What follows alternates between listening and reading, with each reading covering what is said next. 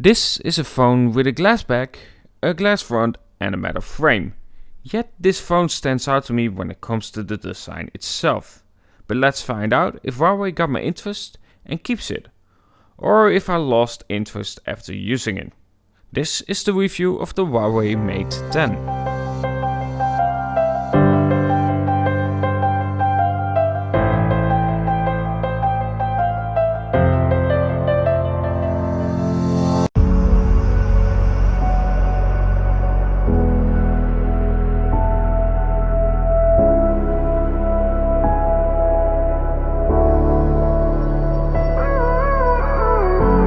Gave you too much, now I'm swallowed.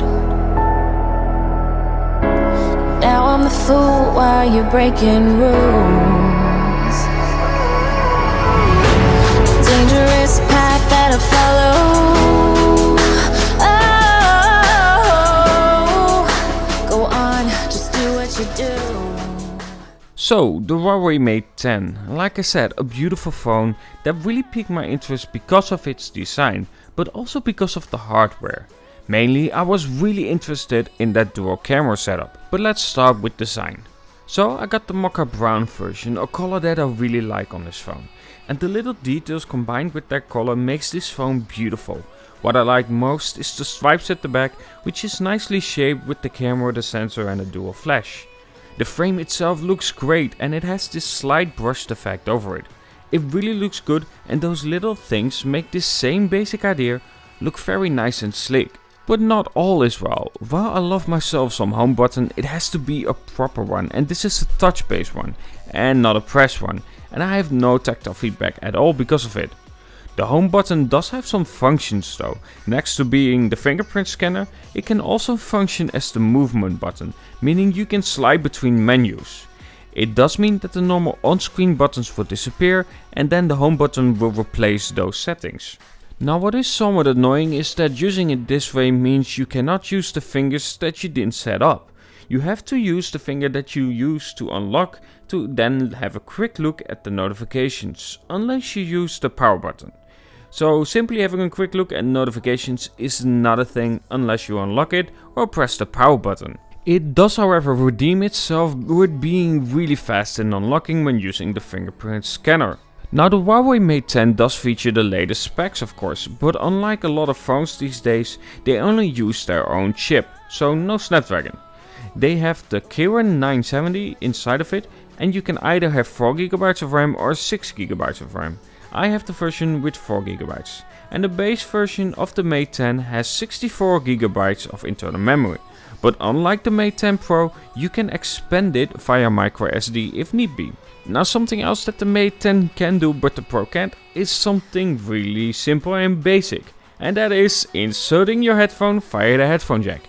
Yes, the normal Mate 10 has the headphone jack where the Pro doesn't.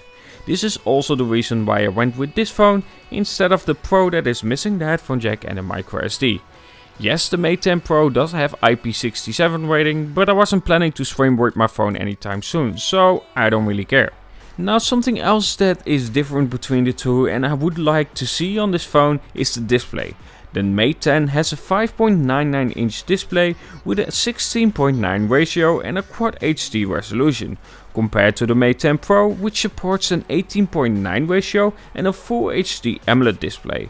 In those terms, the Mate 10 Pro does do it better. With a screen size this big, it is better to have an 18:9 ratio and makes it much nicer to hold.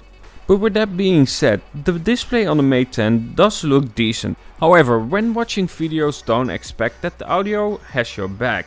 The sound coming out of the phone isn't great. It is using the top speaker and the bottom speaker to create a nicer sound effect, however the sound is pretty flat and it doesn't have enough clarity or depth to it overall.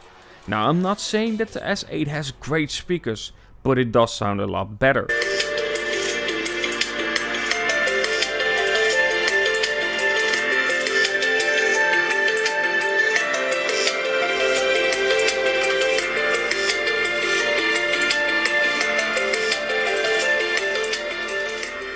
But once again, the Huawei Mate 10 redeems itself because you can watch content on it for a long time.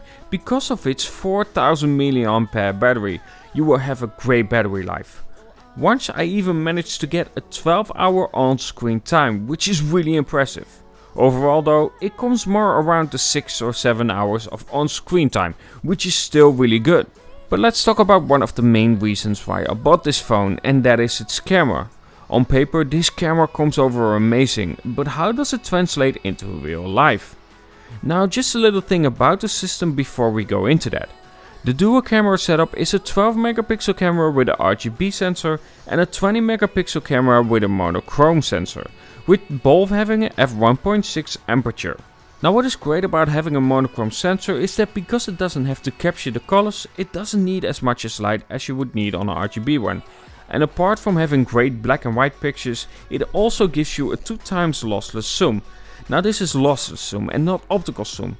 But because the monochrome sensor is a 20 megapixel camera sensor, it will combine the details of the monochrome sensor with the colors of the normal sensor, resulting in a zoomed picture with less loss of detail.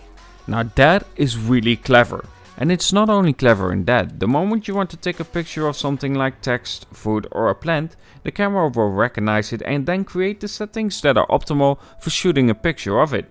Overall though, pictures look amazing, it is crisp and details are great. It has great saturation, which you can also adjust, but it also has a good dynamic range. Honestly, the camera of this phone is really impressive, but there are some situations where the camera is somehow not that great, and in shots like this, the S8 blows it away.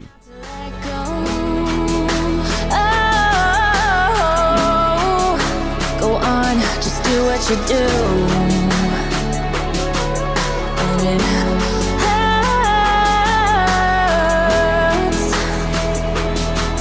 As I bleed for you, cry for you. Something that I really love is that you can choose between the vividness of the pictures. You have 3 modes: standard, vivid colors and smooth colors. While a slide would have been nice so you can easily pick what is perfect for you, it is better than nothing, and I really appreciate this small detail. And in low light again, shots are great for a phone, however it does tend to have more glare with artificial lights, which in some shots can be good. However, don't expect it to always have your back in low light.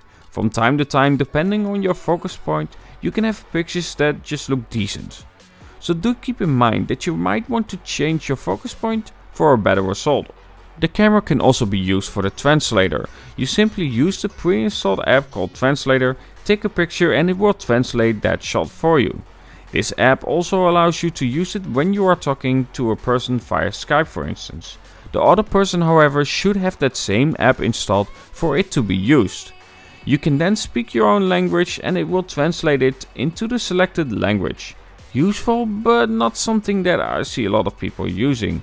With that being said, let's wrap this up with all the things I want to mention as well. The camera is great, however the camera app could have been better. I don't understand why HDR, for instance, is a separate mode, and the useless video mode selection when you swipe to the right as well, seeing how that video mode can be selected next to the shutter. With that being said, it is very easy to select the resolution you want to shoot in, but you need to have the Pro mode to shoot RAW format. Here you can also set up Ultra Snapshot. That gives you the option to open the camera and take a picture, to just open the camera or do nothing when you are pressing the volume button twice. You can also use your phone as somewhat of a computer, and this can be done by connecting your phone with an HDMI cable to your TV, for instance. You can then use your phone as a mouse as well. I, however, do not have such cable and I cannot tell you how I feel about it. But to be honest, apart from watching your content on your TV in a big screen, I don't see much use to it. Overall though, the Huawei Mate 10 is a great phone, but of course not perfect. But damn, it's beautiful. So why at the end am I still switching back to the Samsung Galaxy S8? Well, it's the display and the size of it. A 5.99 inch display would be fine if it had an 18.9 ratio. But with a 16.9 ratio, it's a bit too wide to hold it properly. Also, I think the Samsung skin is better for me. With that being said, if this phone had an AMOLED display, an 18.9 ratio, a headphone jack and a micro SD, this phone would probably have replaced my Samsung Galaxy S8. I hope you guys enjoyed the review and you had good information about the phone itself. A like of course would be appreciated, and don't forget to comment below what you think about the phone itself. Have a good one and talk to you guys in the next.